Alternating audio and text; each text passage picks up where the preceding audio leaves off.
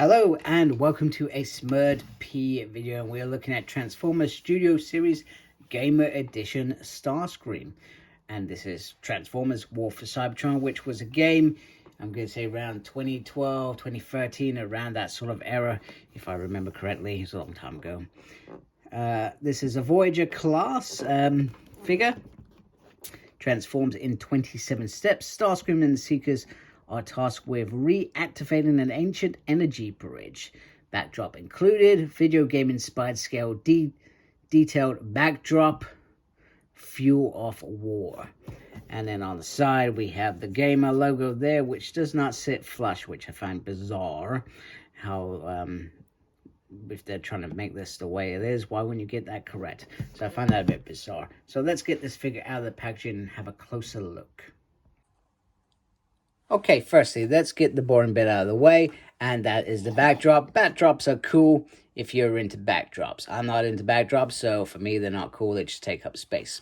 So they literally just end up back in the box. But cool, if they create something massive, I would find that phenomenal. That would be great. So here we have, you're not going to go down, are you? Why does my camera decide to play up now? There we go. Let me zoom in a little bit so we can look at this. So this figure, actually, I'm surprised at the price point. The price point is, so you think about Barricade, Optimus, Megatron, they were all around, what, 24, 25 price? This is around 34. This is ridiculous pricing as far as I'm concerned. Yeah, there may be lots of technical stuff for them to create, but I thought this one was overpriced in my mind. And it's not very often that I say that, but we all know that every Hasbro line has gone up, which is bonkers. So I actually like this figure better than I thought it would. It's got a nice head sculpt in there, nice little Starscream head on there. And I remember, I think I said this numerous times, I was a really big fan of the War for Cybertron toys. I really did like that a great deal. It's got a nice body there. These bits, I'm not a big fan of these bits. They just sort of pop off. They don't come on attached in the box either, so I thought that was a little bit weird.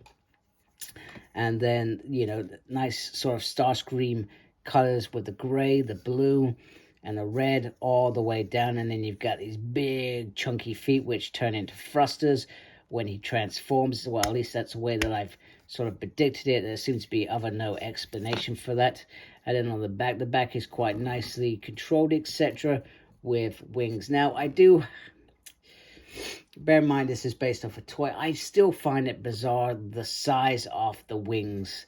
Absolutely bonkers. I know he's a seeker and he gets into small little places, but I feel like, you know, he should have big, strong, powerful wings in my mind. So he comes with two weapons, which is what I wasn't expecting. So he comes with a sort of sniper rifle, it looks like, in my mind. Now they've done something a little bit better. He can hold it in his hand, which is pretty cool. I do like that. Why they couldn't have done that with Optimus Prime, who knows? But maybe they finally listened and said, we actually want to be able to put the gun in their hand as well. We're not all fans of the gimmick. And then literally you just pop the hand off again and the just pops on there like so. Which, you know, looks bizarre in my thing that you would lose a hand to a gun. You know, I find it bizarre. But obviously in a game, that's, you know, it would be doing that sort of thing. So from that perspective, I guess I've got to accept that maybe it's a little bit cool. And this just slots on there. There's no real math to that at all. So in terms of articulation, head can go around, but you got a very tight movement piece in there. To do that, you can lift up. You can take it all around, but you have this wing here. You are never getting that all the way around. Ever. Actually, no, you can. If you move that in like that, you can sort of get it around, you know, maybe slightly.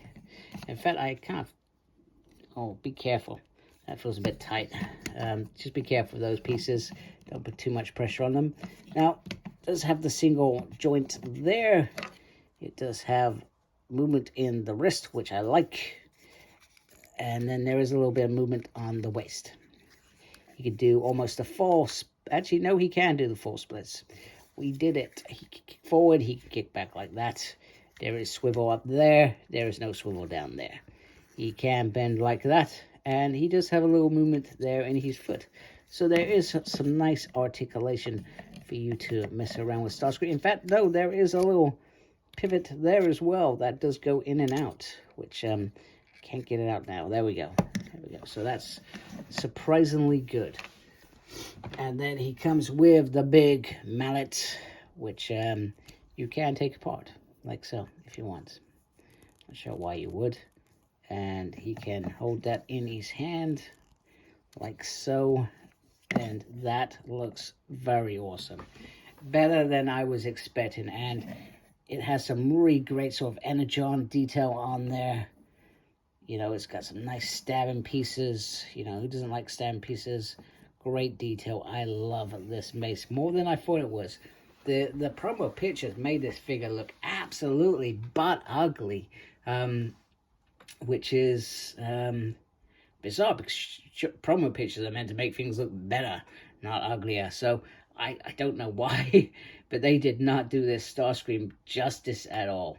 This Starscream looks great. The price point I still think is a bit of a sore point. If I was going to keep this, I think I'd find it a sore point because I feel like it is more expensive than it should be. I still feel like this is a 25 quid figure in my mind, at the very least.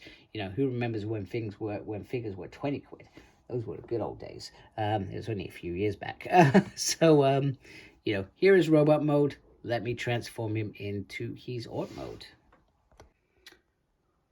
Okay, so here is Seeker Starscream Cybertron mode, and it's not that bad. I think I said at the beginning of the video that I'm not a fan of the small wings, but actually it makes sense because this figure is going to be diving in and out of Cybertron cities, etc., terrorizing Autobots.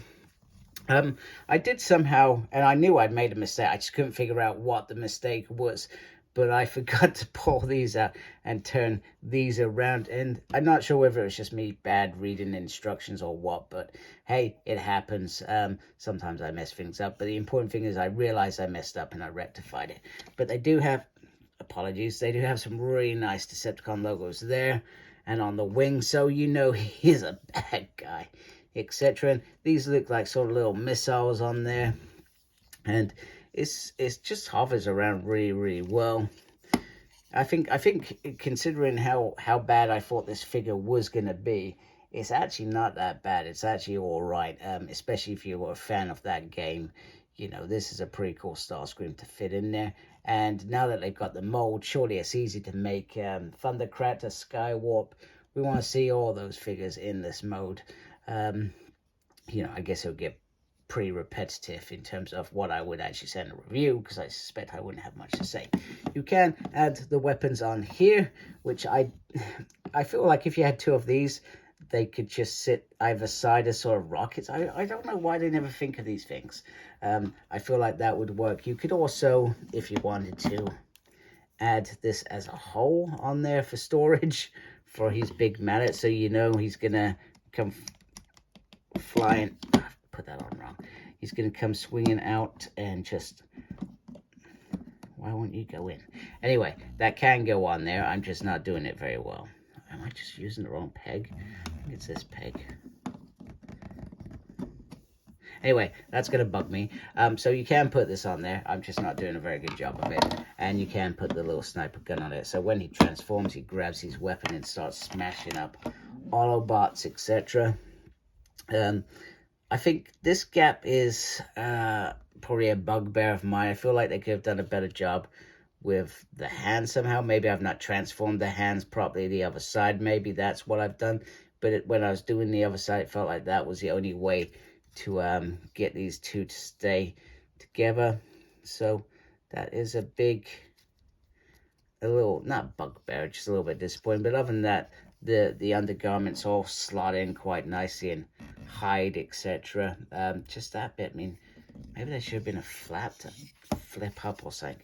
But anyway, it doesn't matter. You know, maybe I've transformed him wrong in that department anyway. But it looks quite cool. You can, if you want. If you want. He says it's not working at all.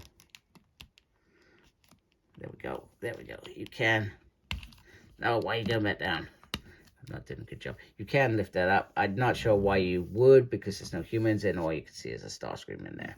So, Starscream head. So there we go. So other than that, I think it's a great figure. Better than I was actually expecting. So there we go.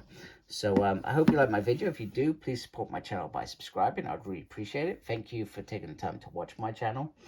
Thank you for those that subscribe to my channel already. Make sure you look after yourself. And as always, embrace geekiness. Take care. Goodbye.